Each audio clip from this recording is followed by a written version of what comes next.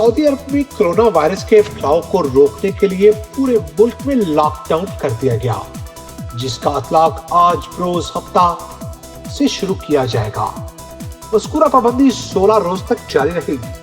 अधिक तफसीलात जानेंगे हसन भट्ट की रिपोर्ट। कोरोना वायरस ने जहां दूसरे ममालिक को मुतासर किया है, वहीं सऊदी अरब में बढ़ते हुए फैलाव को रोकने के लिए मुल्क में ट्रेनों, बसों और टैक्सियों समेत डोमेस्टिक परवाज़ों को भी 16 रोज़ तक के लिए बंद करने का फैसला किया गया।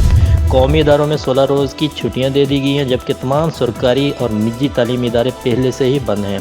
तमाम बड़े शॉपिंग मॉल्स और तफरीह पार्क बंद कर दिए गए हैं। याद रहे कि सऊदी हुकूमत की जानिब से कोरोना वायरस की रोकथाम के लिए इकदाम किए जा रहे हैं। एहतियाती तदाबीर के पेश नज़र जगह जगह जरासीम कश अद्वियात का मुसलसल स्प्रे किया जा रहा है, जबकि सेफ्टी के लिए हैंड सैनिटाइज़र, मास्क और ग्लव्स फ्री तकसीम किए जा रहे हैं।